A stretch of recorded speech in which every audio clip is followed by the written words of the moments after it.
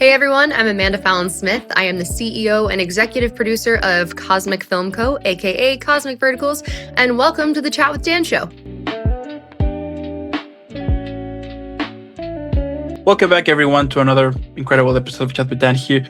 Joining me today, what can I say? There's so much talent in the room right now. Just having the show.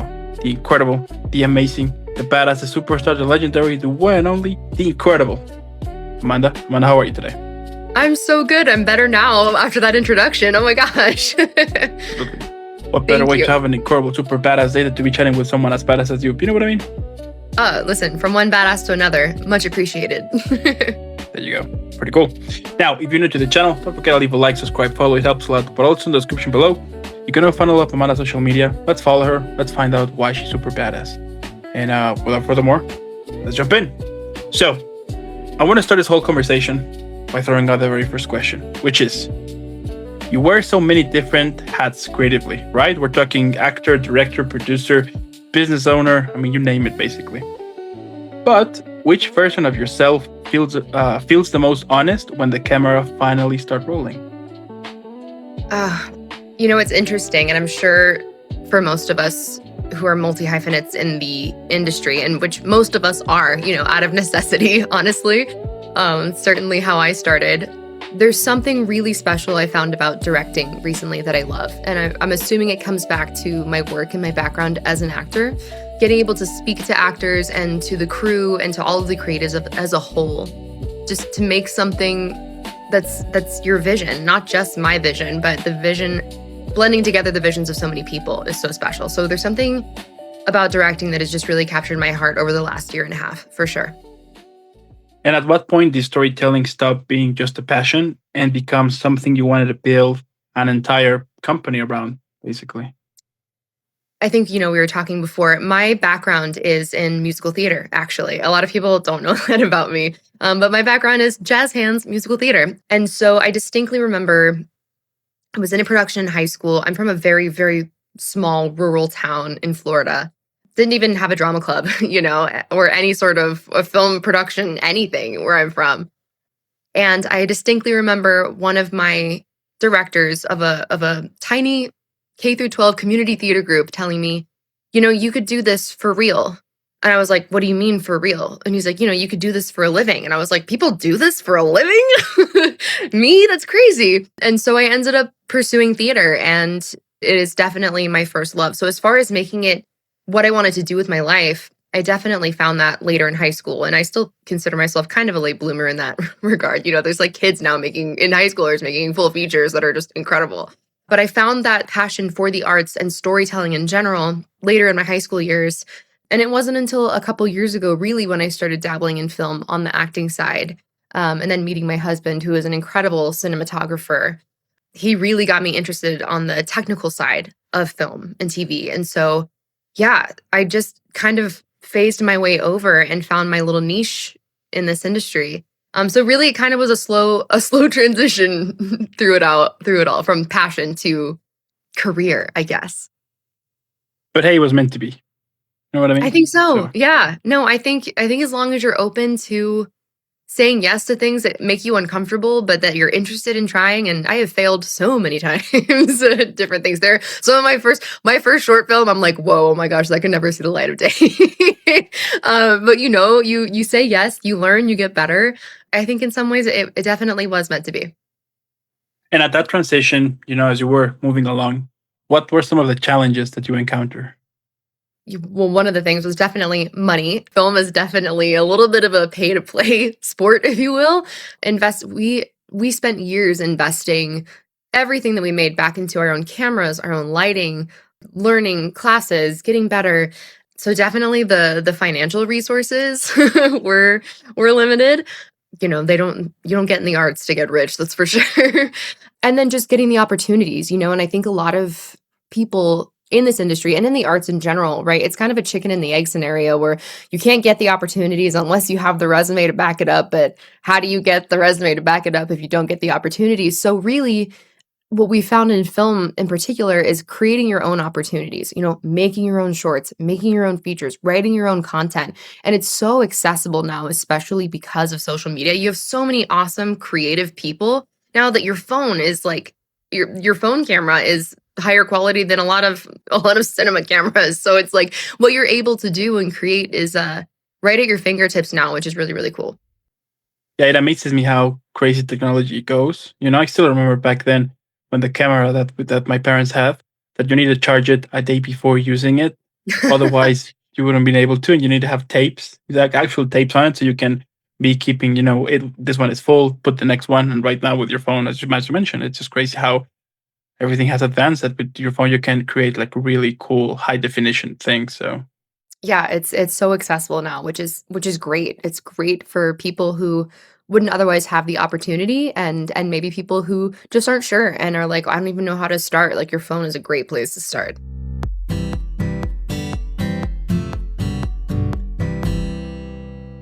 now, a lot of people dreaming about making films, right? But very few understand what it actually takes to keep creating constantly.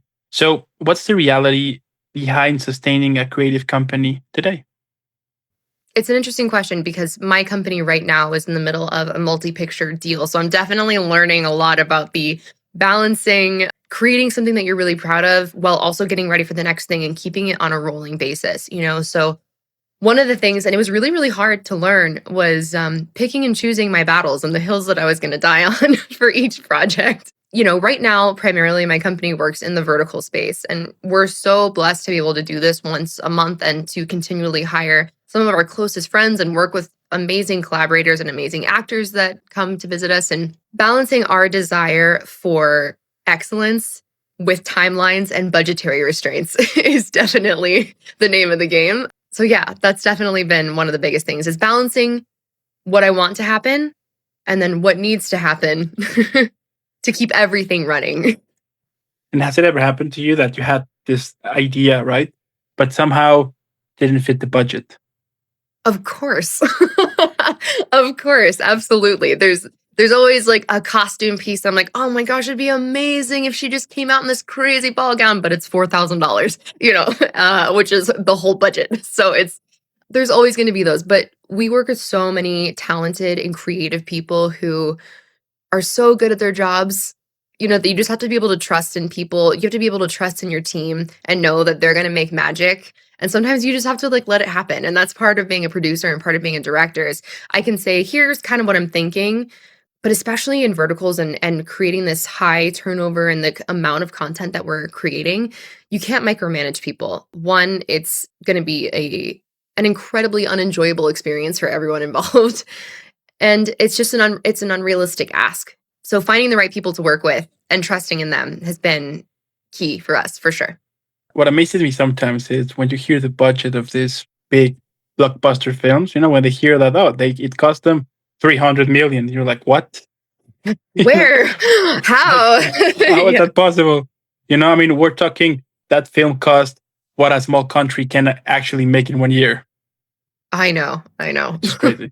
It is The other crazy. day, I was having this conversation that it would be nice, right? If at some point, I don't know, these big companies, right? We're talking Disney, we're talking Netflix, like HBO, like all of them. If instead of making unnecessary remakes, maybe give part of that budget to create short films, indie stuff, and you will be able to create like really cool content and keep it fresh. I do think that at least to me, that's one of the things that I love, and I would hope if we can see more like new stuff instead of remakes. Absolutely. You know what I Yeah, mean? no, I think all of us are overseeing the villain backstories, and the remakes of this film. Yeah, that would be an incredible world, and I definitely hope something like that happens in the future. I do think that Hollywood is starting to see this trend, especially with verticals. So verticals have really kind of changed the game right now, and a lot of studios are looking into them because of their business model, right?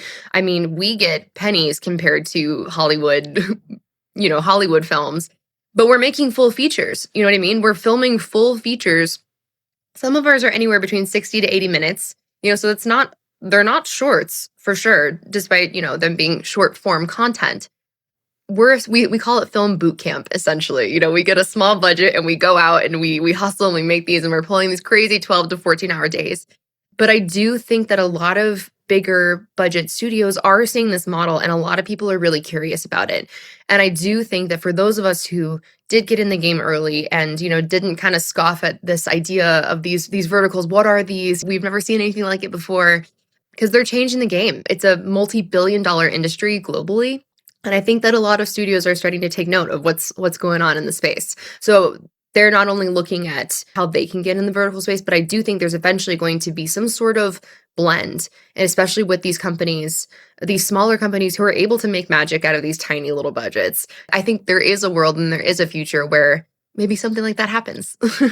Maybe you're I mean, manifesting it right now. it would be great, right? Plus, you're giving new opportunities to new people, you know? Absolutely. So the way I see it, it's kind of a win-win for everybody out there. So I don't know. Absolutely. And an industry that's really, really tough to break into. Yeah, that sounds like a beautiful world, and I would love to be a part of that.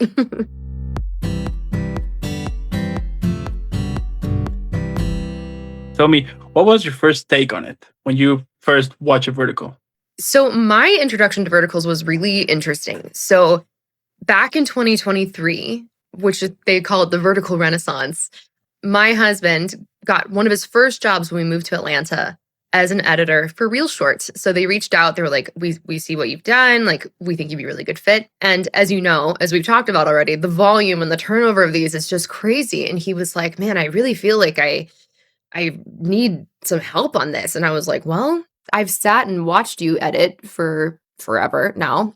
I understand why and how you make the decisions you make. I just need to know what buttons to press, but I can maybe help you. And so I learned to edit in Premiere on verticals. And so I really was watching hours and hours and hours of raw footage, seeing how they were filming it, why they were filming it that way, knowing how we needed to cut it. And then one day I just looked at my husband and I was like, I really feel like we could do this. I think we have enough of an understanding of what they're making. Like we could do this too.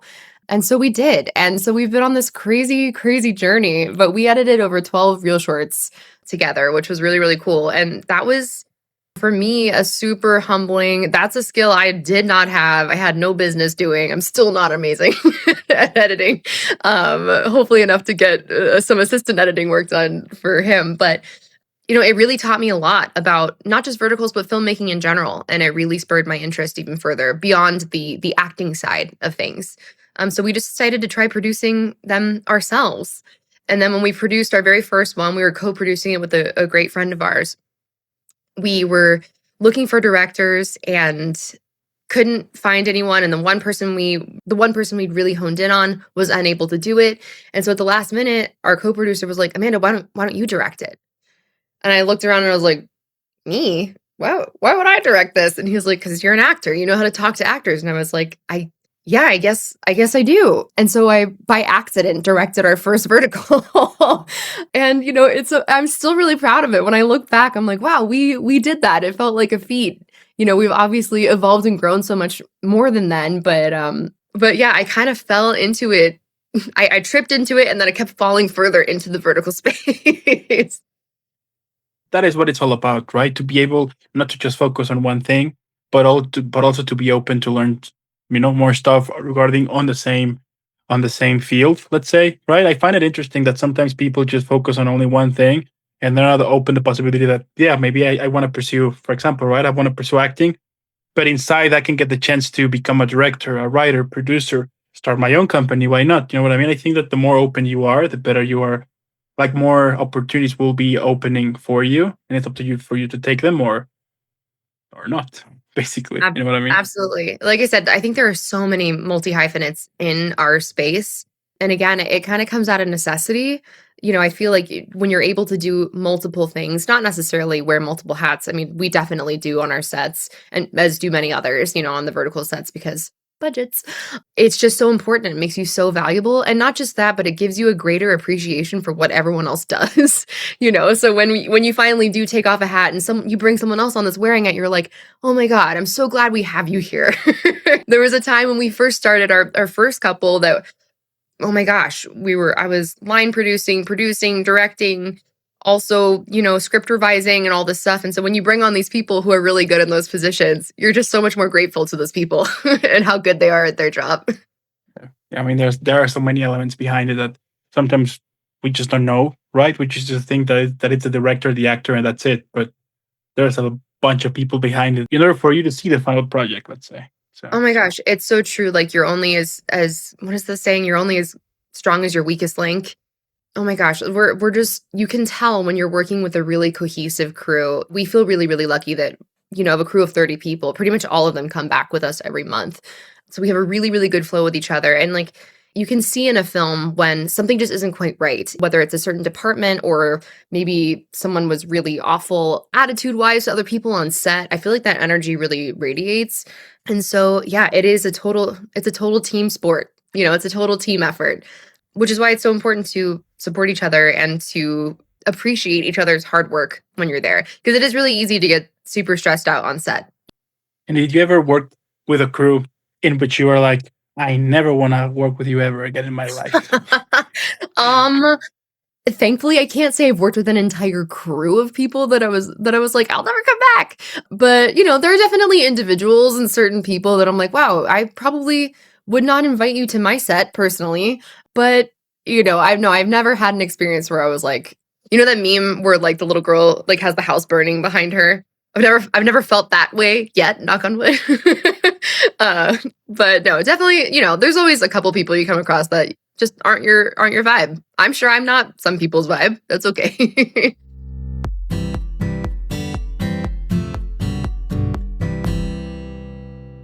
Now, switching to our first activity called the craft break. Super simple. Gonna give you a line or a description from a film with some options, of course, but Okay. you have to guess which one is correct. Oh gosh, okay. You ready? Okay.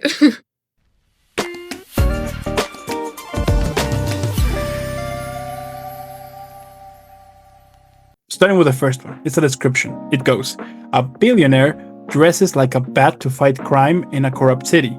Your options, Watchmen, Batman Begins, or The Joker. Batman Begins. You sure?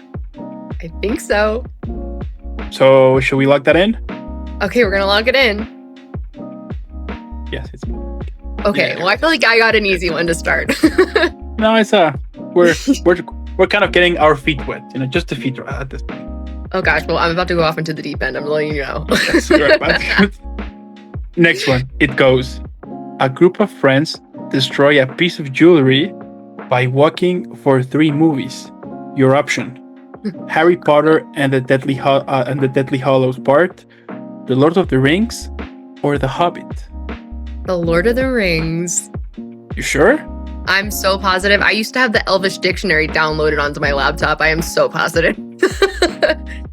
Well, then in that case, let me just tell you that yes, it's. Yeah, all right. I like the description, to destroy a piece of jewelry. By just walking for 3 movies. Just walking. It's true. It's true. Now, a quote is coming. I see dead people. Your options, Insidious, The Sixth Sense, or The Others. Oh man, what stinks is I know the quote for sure. What are my options? Insidious, The Sixth Sense, or The Others. I'm gonna go. I know it. I don't think it's Insidious.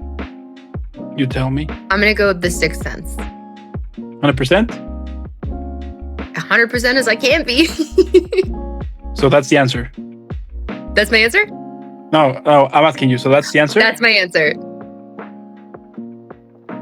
Well, in that case, let me tell you that, you're correct. This is Okay, great. Yep. I've never seen it. I've never seen it. I'm terrible. So I get it. Oh.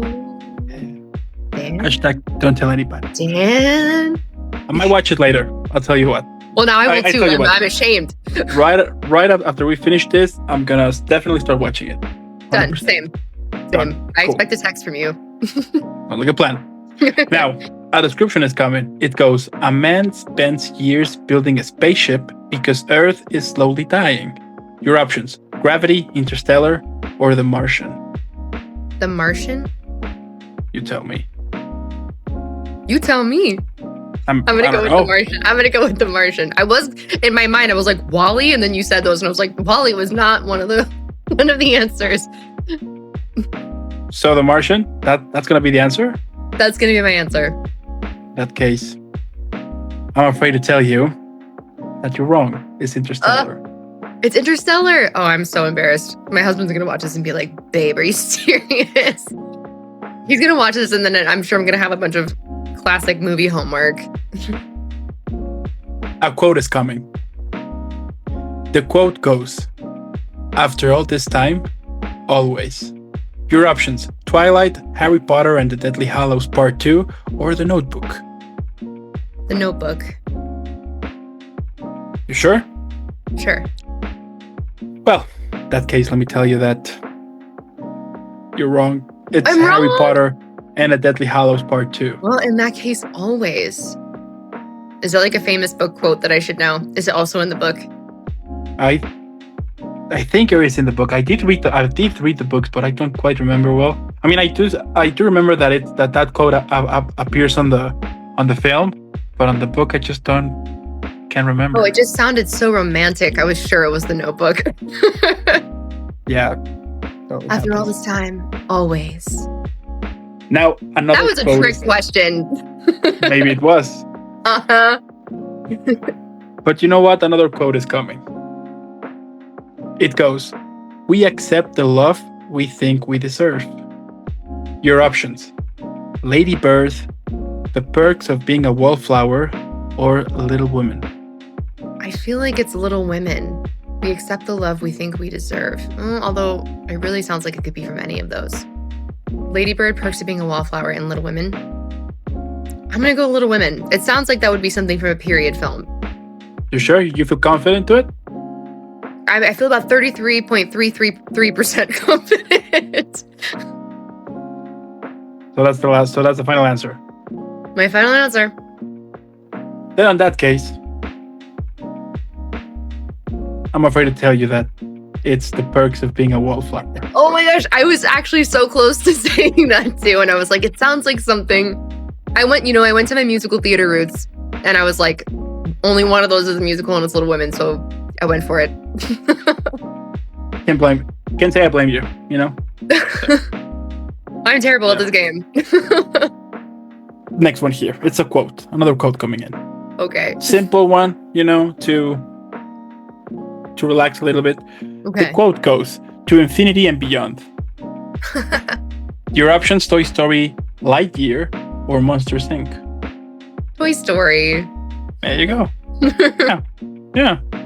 And you know what? This is for all the marbles. The last one. You either win this or lose this. Or we lose this. Okay. It's more kind of a description of a film, something like that, right? So, Okay. which movie accidentally created one of the most famous horror sounds in history using a slowed down animal noise? Your options: Predator, Jurassic Park, or The Exorcist. Using a slowed down animal noise. I know they did something revolutionary for Jurassic Park with the T-Rex roar. I know that for sure. Read the question one more time. Which movie accidentally created one of the most famous horror sounds in history using a slowed down animal noise? Okay, well, if it's horror, then I feel like it's probably The Exorcist. I know they did something interesting for the T-Rex, but if it's something that's famous for horror films, I'm gonna go with The Exorcist. 100%. 100%. It is for all the marbles, as I was saying. You can either win this or lose this. Okay, let's go for it. I'm gonna lock in The Exorcist. The Exorcist. Mm-hmm. Well, on that case, let me just tell you that you're wrong. It's Jurassic Park. It's just Jurassic Park. Oh my gosh. It's for the T-Rex sound, isn't it? For the T-Rex sound. Yes. Oh my gosh. Oh, I second guessed myself. That's okay. I had fun. It's always good to be humbled a little bit. Right? Why not? Yeah, No one. why not? Yeah. Why not?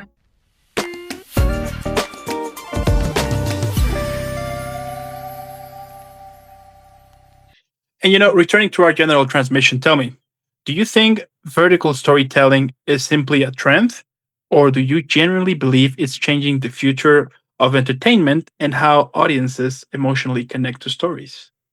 Oh, I 100% think that it's influencing and changing the way that we watch film. Absolutely. I mean, we're already raising a generation that is completely on their phones, watching short form content on TikTok, you know what I mean? So, and not that that's necessarily a negative thing either, I mean, we've gone through waves and waves of new genres and new forms of media throughout history. This is just, we're in the middle of a huge transition right now.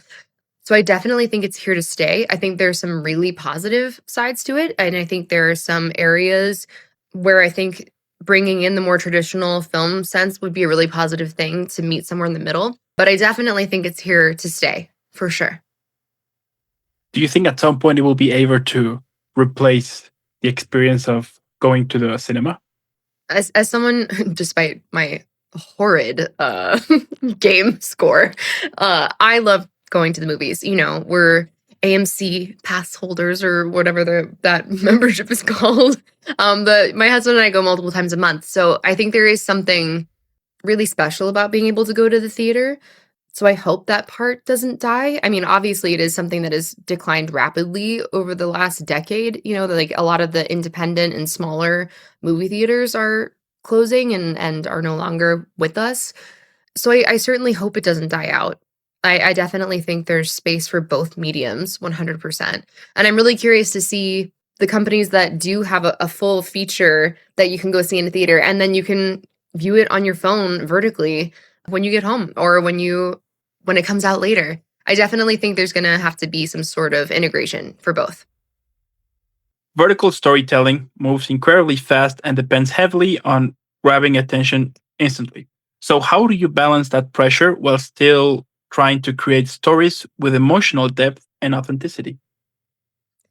It's honestly the most challenging balance that we do working in verticals, right? So we've got so many things working against us. Timeline, we're often filming over 10 pages a day. There are often multiple characters in each scene, which means multiple eye lines and multiple different types of coverage for those people. And then there's the budgetary restraints that we talked or constraints that we talked about earlier. As an actor myself, it's really important for me personally. And I know so many directors work in different ways and it works in different ways. I personally like to come as prepared as possible, have my blocking kind of already done, thought out, so that I can talk to the actors about the why. Why would we go over here? Why are we adding this moment? Why are we doing this thing? And a lot of times, and most of the times, the actors will come with so many great ideas and instincts. And so I'm definitely kind of more of an actor's director because I'm an actor myself. So I definitely take a lot of time to prep what I can in pre-production.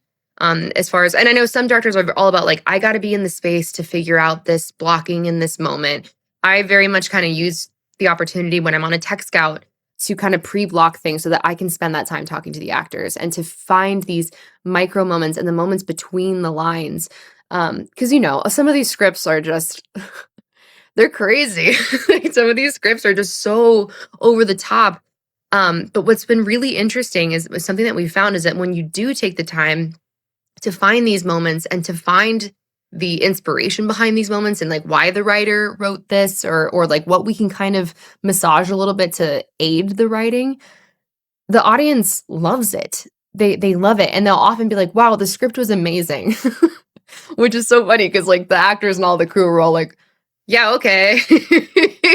But I think when you take that time to find the nuances of things, the audience really, really appreciates it and they really, really feel it. It's a difference between just watching the same regurgitated content, the same tropes over and over, and they feel when something is different. And when they feel when an actor has time to sit and think about something or has gotten to talk through an idea that they have or a feeling that they have and what they want to roll with. So for me personally, it's about making the time to talk to them and to talk about the why. And those are hills, and we talked about before, like knowing what hills to die on and what not to. The hills I will always die on are time with my actors. I'm a firm believer that the more time I have with them before the cameras start rolling or in rehearsal, the faster it will go when we're shooting because we'll all kind of get what we want and feel what we need to feel. when the cameras start rolling instead of figuring out on the day. So that's what works for me personally. But there's, like I said, there's so many different amazing directors and so many people who have very different ways of approaching it. And on your experience, what makes an actor truly unforgettable on screen for you? Like I said, my background is in theater, so there's a huge difference between theater and film acting. And a lot of people try to break it down to like, well, one's bigger and one's smaller.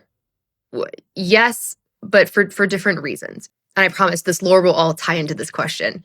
But I had this incredible acting coach named Bob Krakauer. I'm sure like a ton of actors, if they're listening to this, will be like, oh my gosh, Bob Krakauer, like holy grail, of acting coaches. And one of the things he said in this class was, you can't forget that film is literally pictures. It is a series of pictures. That is literally what film is. And so I hope you bleep this out. He's like, so I don't give a fuck about how you feel. Are you telling the story in the pictures that we're watching? And it's so true. It is so true when you work with someone. And I'm going to be the first to say, like, I did not get this concept at first coming from theater because it is all about how I felt. And I have this huge stage to fill. And, you have this one shot of this performance. And so if you don't have the emotion, people won't feel it. When you're working in a medium where this is our frame, right? People can feel all they want to feel. But if I don't see that picture change of something new happening, when you're working with an actor who really understands camera, lighting, angles, it totally makes the performance something else. And I've been so lucky to work with quite a few actors who have done enough and really just get that, and they have the best of both worlds where yes, they feel the things they need to feel, but they understand the technical aspects of what we're trying to capture in camera. And that's something in theater that I never had to think about originally because I have this huge stage and that is the audience is my camera, whatever. But in film, I can feel all I want to feel, but if I'm turned completely profile, no one's going to see it. You know what I mean? And so what makes an actor stand out to me is someone who really understands and appreciates both sides of the art, which in film, it is the artistic, it is the emotional, it is the who and what, where, why of why we're, our character is doing this. But also, I got to know how to show that. I have to know how the camera's going to capture this and how I can be the most effective for this take, for this scene. And so that's what makes an actor really stand out to me. Someone who really understands both. And we've been really lucky to work with some incredible actors over the last couple months. I mean, our company is so new, so yeah. And that's what I look for in their tapes and their auditions. You can tell when people get it.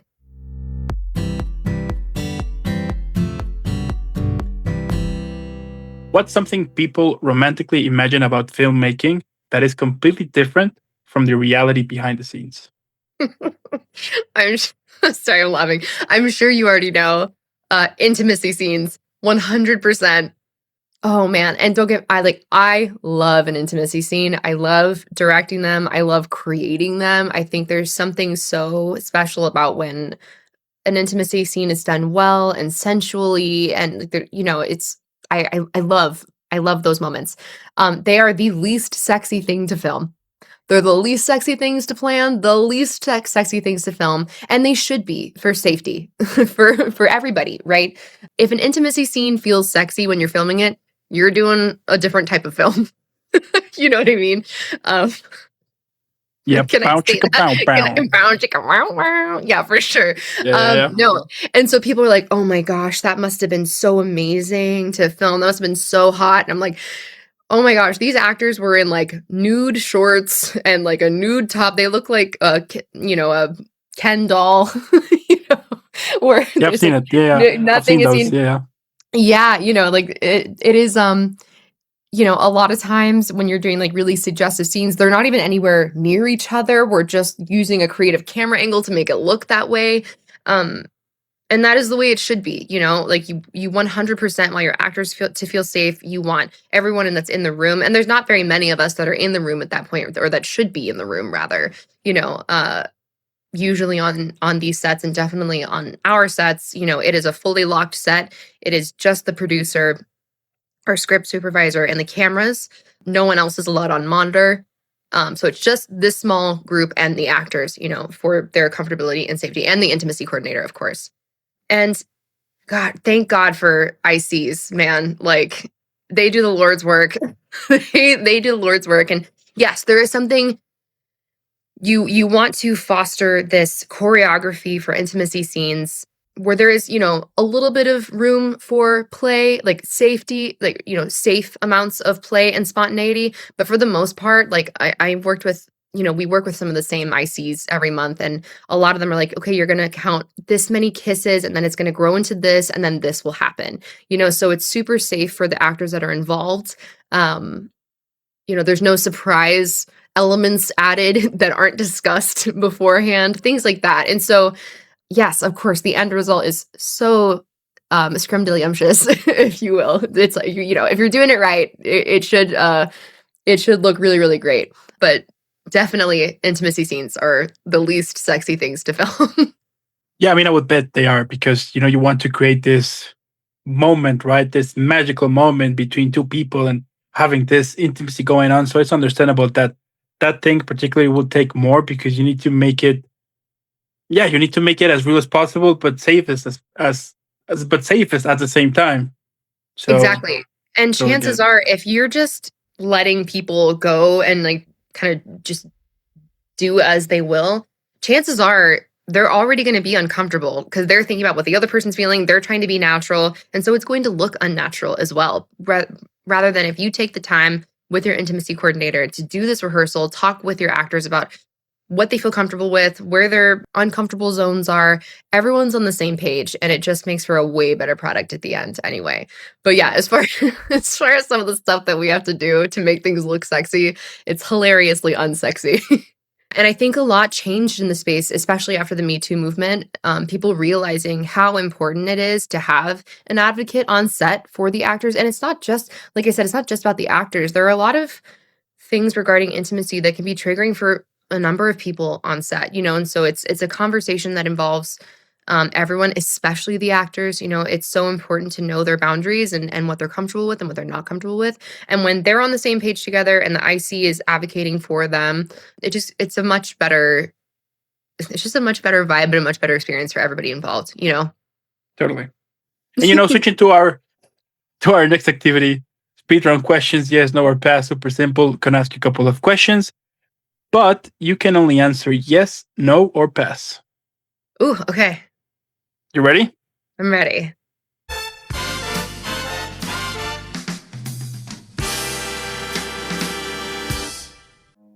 All right. So, have you ever doubted one of your biggest creative decisions? Yes. Do actors overthink auditions too much? Yes. Have you ever completely changed a scene on set at the last second? Yes. Is directing harder than acting? Yes. Have you ever wanted to quit during a production? Yes. You think audiences today consumes stories differently than they did 10 years ago? Yes. Man, I miss those days sometimes. Anyway, moving on. I know. We were talking about Blockbuster the other day, and I was like, oh, to smell a Blockbuster again? Ugh. I mean, that experience, that was like the social gathering in which you will meet your friends, or see people that you hang out, or you were discussing films, or the typical, like, I need to return this film, otherwise I will pay fees to it. Yes, or have a $2 fee, $2 late fee. Absolutely. Yeah. And just going with your parents and be like, okay, you get to pick one movie each, and yeah. good times. Good times. True story. The other day, I was, cleaning up some boxes, and I found a DVD from GoldenEye from Blockbuster that I didn't return. No way! Oh my gosh, that's gonna be worth like hundreds of thousands of dollars one day. You're like, this is an original Blockbuster DVD. I am keeping it, and when I die old, that will be on my will. And if I have kids, it will be like, keep the legacy to it. Don't sell it yet. Keep it. We need to keep it. I love that. You should frame it, put it on the wall or something.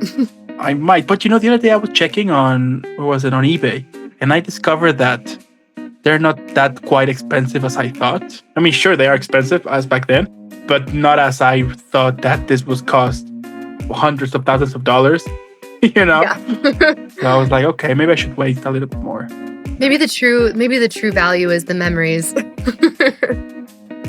Yeah, that's true. I I mean just saw your that's face. even. I mean No. that's a bummer, but yeah,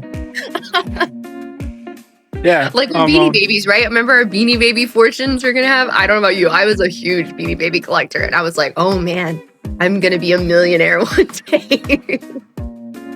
Yeah, those days, you know. Uh, Miss those days. Right now, have you ever fought hard for a project nobody believed in? yes. Is social media changing storytelling for better or for worse? I don't necessarily want to pass. I just want to say yes, it's changing it. I don't know that it's for better or for worse. It's just a change. Change. Okay. Fair enough. Yeah. Fair enough. Do shorter vertical formats make storytelling challenging creatively?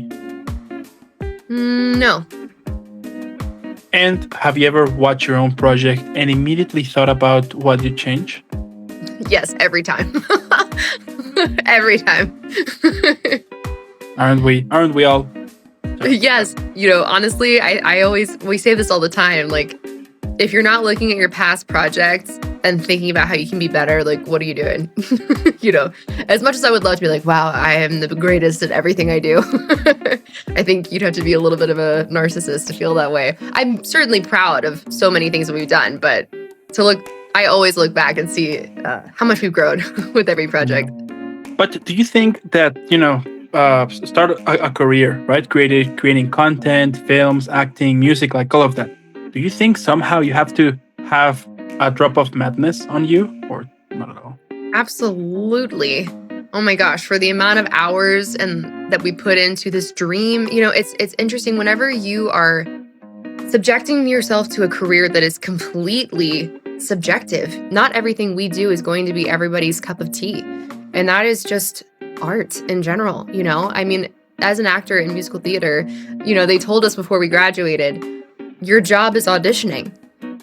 And it's something crazy, like for every 100 auditions, you'll have 4 callbacks and maybe book one thing. You know what I mean? You have to have really, really thick skin to be in this industry in any capacity, And in film, despite how technical it is still so artistic, I mean, even for some of the more technical aspects, when you think of your lighting designers, for example, they don't just set up some lights and turn them on. Your lighting designer can absolutely kill your whole project, Everyone on set is a visionary of some sort. And so, yeah, you have to be a little crazy to subject yourself to working in this industry for so little money, especially when you're first starting out. We get paid in experience. They say, oh, and there the balloons go. We so often get paid in experience. We don't get to do a 9 to 5 where we log off at the end of the day. Right after this, I'm booking some actor flights for our next vertical that starts next week. It never really ends. It never turns off. But we love it, and that's why we do it. I think so many of us have worked 9 to 5 jobs or have tried dabbling in other things that offer more stability, and it's just not as fulfilling. So I think, yeah, we're all a little mad here.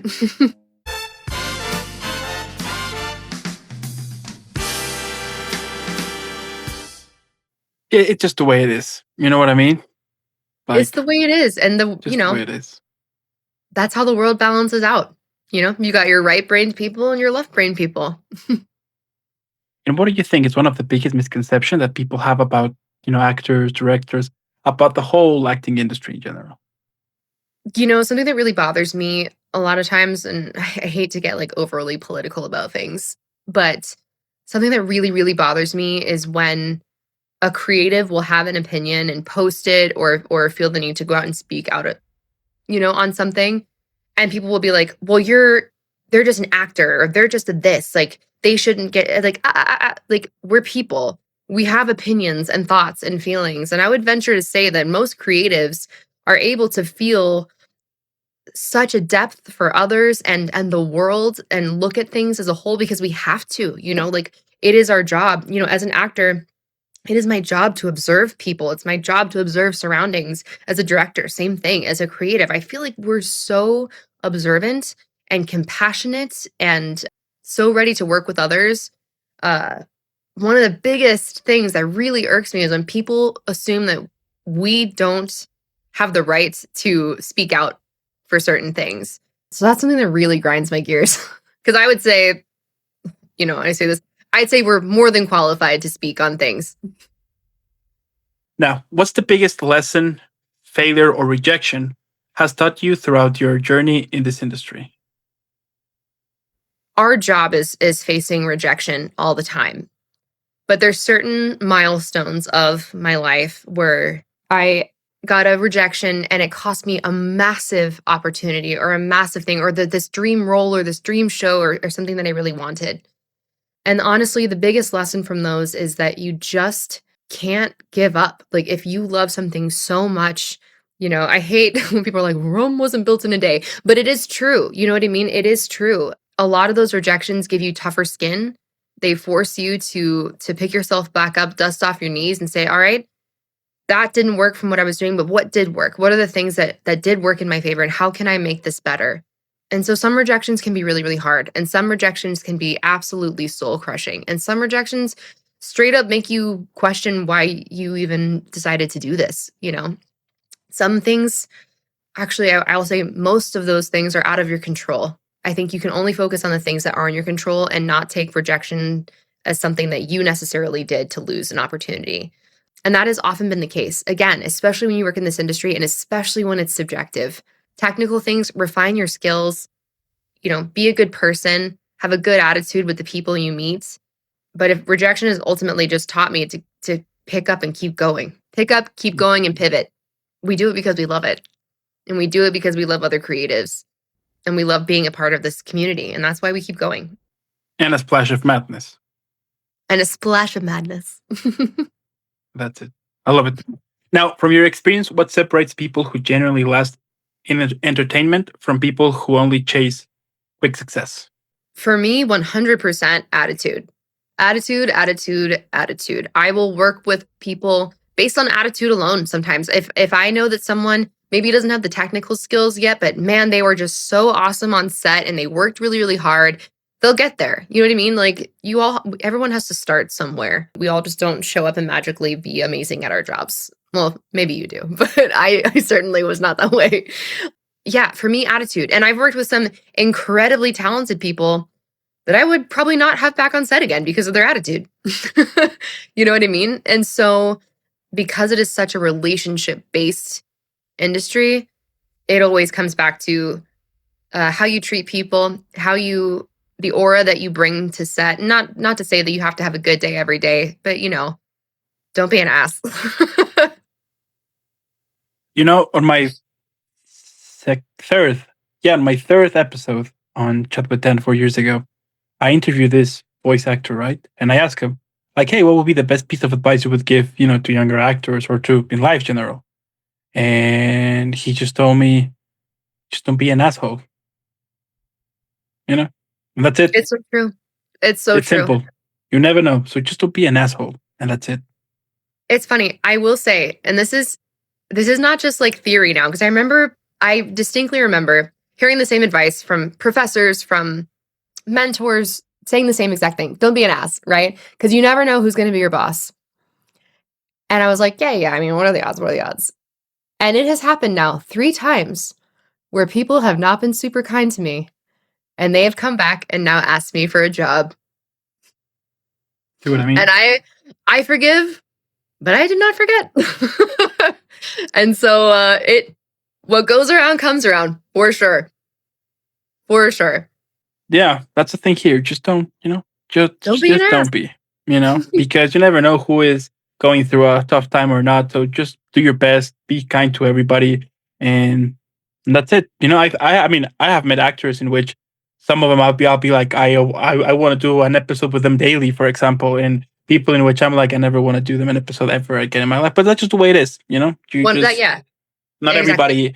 everybody will vibe the same way as you do, and some people are chasing this for the wrong reasons as other, but it's just the way it is, and it's a shame, sure, but the best thing you can do is just to push that people aside and focus on the people who actually can nurture you or bring you something positive to it. Or at least that is how when I turned 30, that was kind of my new me. I was like, from this point now, I just want people who can actually give me something positive, and people who can't. Well, I'm sorry, but it's that I need to push them away because I don't want to have negative things or something that can affect me. You know what I mean? So You Marie Kondoed the people yeah, in your life. yeah, Absolutely. yeah. I mean, you should be a good person for the sake of being a good person. But man, they're not lying when they say you never know who's gonna end up being your boss one day. So be nice to the Trust. Yeah, PA who has a screenplay or a song they want to show you. Be nice to the assistant. I mean, because we all start there. Um, yeah. like I said, if not just for the sake of being a decent human being, um, because karma is a bitch. And at the same time, if you get your shot and somehow you start to book more stuff and somehow you get a lot of fame, don't become a dick too. Don't be a dick. Yeah, You know. exactly. So I always say, like, I was really, really lucky to tour in a pretty high profile show a couple years ago, again in theater. And I always, always, always made a point to stage door. And if you know what stage dooring is, it's just when after the show we come out and people are waiting by the stage door to sign autographs and talk to us. And to each their own. I know that a lot of actors don't feel like they should feel obligated to do so. But for me, I was always like, these people are the reason I have a job in the first place. These people are the people buying tickets so that my salary gets paid. You know what I mean? The least I can do is go out and thank them and say hi. So I agree. Like, don't get successful and then become a dick.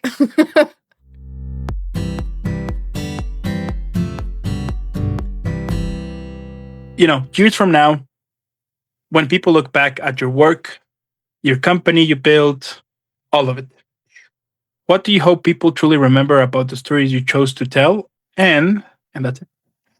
For people that watch our films, I hope that people see a lot of craft and that they feel something. Not all films are meant to make you feel happy. Some films are meant to make you feel uncomfortable and make you think. I do hope that people that watch ours notice the details and the nuances that we and our team strive really, really hard to create. And like I said, right now that's in the vertical space, and we treat our verticals the way we would any of our other pieces.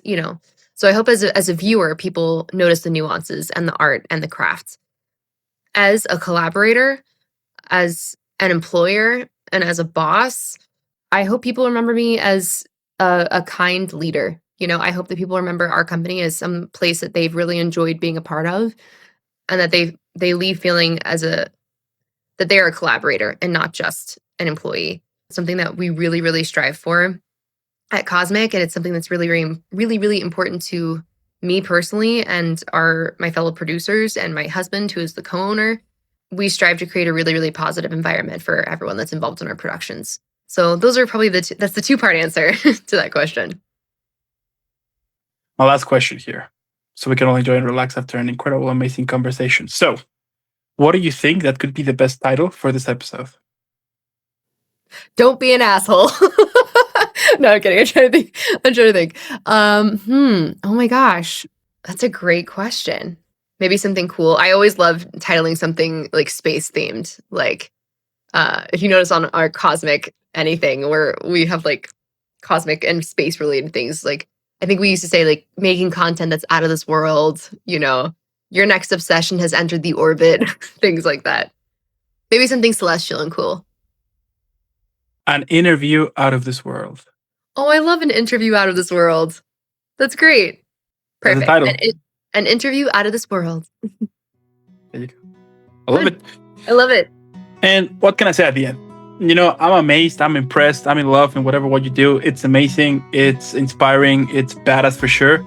Because sure, you can create cool stories for us to enjoy. You can create cool characters, cool effects, like the whole thing, which is great. But what I love the most is that you're showing us that dreams can come true. You know what I mean? It's something so amazing, the fact that you are because somehow you are giving us hope. And I do think hope is what we need in this crazy, messed up world. The fact that we can rely on you, so as someone who is just doing it because it makes you happy, is what drives you, and you're showing results. I think it's proven enough for everyone out there who'd be like, hey, if she's doing it, I can do it too in whatever I want to pursue in life. And I think that is what it's all about. You know what I mean? So pretty cool. I completely agree. Always go for your dream, because you'll always wonder what if you don't. Boom. I love it. So I want to thank you so much for making this happen. I do want to thank also those who stayed the whole episode. Now, by this point, come on.